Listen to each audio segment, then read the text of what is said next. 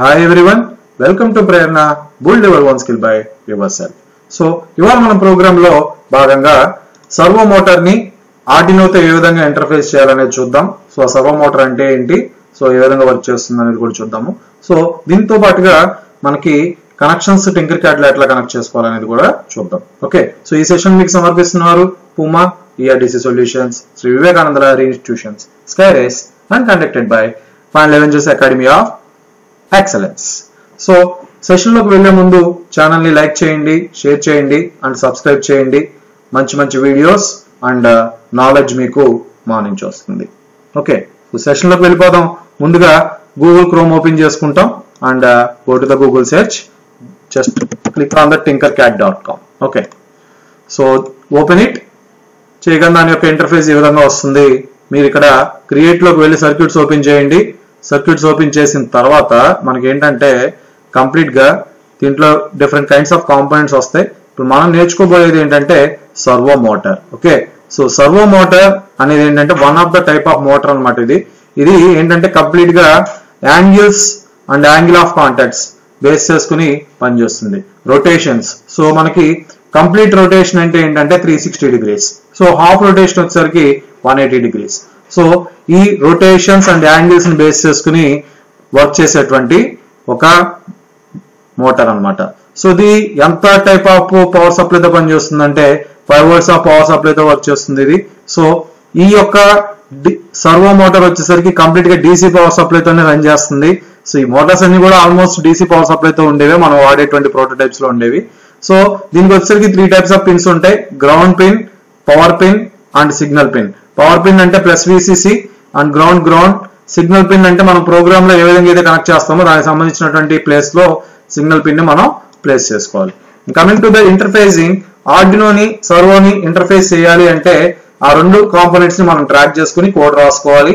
Already ఇక్కడ రాసినటువంటి pre defined templates ఉంటాయి, వీటిని తీసుకుని మనము దాని యొక్క కోడ్ అనేది కూడా చూడొచ్చు. సో ఇక్కడ పాజిటివ్ వచ్చేసరికి 5 volts అండ్ నెగిటివ్ వచ్చేసరికి ground and signal pin 9th pin లో మీరు ఇక్కడ కనెక్ట్ చేశారు. ఇక్కడ PWM పిన్స్ అని చెప్పని అంటాం. ఇట్లా మనకి ఒక సింబల్ ఉంటది, సింబల్ కలిగి ఉన్నటువంటి పిన్స్ ఏంటంటే PWM పిన్స్. సో PWM అంటే ఏంటంటే పల్స్ విడ్త్ మాడ్యులేషన్ అన్నమాట.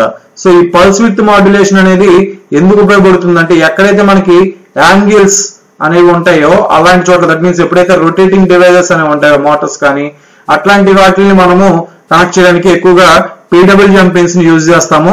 సో ఆ పల్స్ విడ్త్ మాడ్యులేషన్ పిన్స్ మనకి ఆ విధంగా ఉపయోగపడతాయి అనమాట. దానికి సంబంధించినటువంటి పవర్ కానీ లేదంటే ఆ సిగ్నల్ కానీ వెళ్ళడానికి ఈజీగా ఉండేటువంటి పిన్స్ అనమాట. సో అందుకనే మనం మోటార్స్ ని కానీ సర్వో మోటార్స్ ని కానీ కొన్ని టైప్ ఆఫ్ సెన్సార్స్ ని కానీ ఈ PWM పిన్స్ లో కనెక్ట్ చేస్తాం. సో ఎఫెక్టివ్ గా పనిచేస్తాయి అనమాట. సో ఇకపోతే మనం కోడ్ లోకి వెళ్ళిపోదాము. కోడ్ లోకి వెళ్తే దాని యొక్క కోడ్ యొక్క బ్లాక్ స్ట్రక్చర్ ఈ విధంగా ఉంటది. మనకి టెక్స్ట్ ప్రోగ్రామింగ్ కావాలంటే టెక్స్ట్ ప్రోగ్రామింగ్ మీద క్లిక్ చేసుకోండి. సో క్లిక్ చేసుకోగానే మనకి ఈ విధంగా వస్తుంది. ఫస్ట్ #include servo.h ఇనిషియల్, దీన్ని ఏమంటాం అంటే మనము library of the servo motor అని చెప్పని అంటాం. Without this library the servo motor can't run అనమాట. మనం ఒకవేళ కనెక్ట్ చేసి ప్రోగ్రామ్ అప్లోడ్ చేసినా అప్లోడ్ కూడా కాదు. ఎందుకు అంటే ఏదైనా ఒక పర్టికులర్ యాక్చువేటర్ అనేది ఆర్డినోకి బోర్డుకి కానీ లేదంటే ప్రోగ్రామింగ్ బోర్డుకి కానీ కనెక్ట్ అవ్వాలి అంటే కంపల్సరీగా లైబ్రరీస్ అనేవి ఉండాలి. సో అందుకని ఇక్కడ లైబ్రరీ యొక్క ఇంపార్టెన్స్ అనేది చెప్తున్నాం. సో #include servo.h అని చెప్పి లైబ్రరీని యూజ్ చేస్తాం. ఇనిషియల్ గా సర్వో పొజిషన్ 0. ఓకే, సర్వోని ఏ పిన్ లో పెట్టామనేది ఇక్కడ రాసాము, servo_9 అని చెప్పి. సో సెటప్ లో మనం సర్వోని ఎక్కడ రాసాము, దాని యొక్క స్పీడింగ్ అనేది ఎంత ఉండాలి, 500 2500. సో ఈ రేంజ్ లో ఉండేటట్టుగా దాని యొక్క స్పీడ్ అనేది ఉండాలి. ఓకే, సో అండ్ అదే విధంగా ఫర్ లూప్ లో మనం ఏం రాసుకున్నామంటే ఫస్ట్ ఇనిషియల్ గా దాని పొజిషన్ 0, తర్వాత ఏమవుతుందంటే స్లోగా ఇంక్రిమెంట్ అవ్వకుండా వెళ్ళాలి. Okay, then coming to the next part servo.right position. So position correct గా ఉండేటట్టుగా మనం సర్వోని ప్లేస్ చేసుకోవాలి. దెన్ ఎంతసేపు ఆ రొటేట్ అవ్వాలి అనేది ఇక్కడ డిలే అనేది ఇచ్చాం. So this is the time period, ఎంతసేపు పాటు అది తిరగాలి అనేది 15 milliseconds. ఇది not 15 milliseconds. Okay, so and అదే విధంగా నెక్స్ట్ పొజిషన్ 0 నుంచి 180కి వెళ్ళినప్పుడు తర్వాత >0 ఉంది కాబట్టి పొజిషన్ అనేది డిక్రిమెంట్ అవ్వకుండా రావాలి. సో అందుకని ఇక్కడ ఫర్ లూప్ లో పొజిషన్స్ అనేవి రాసుకున్నాం మనము.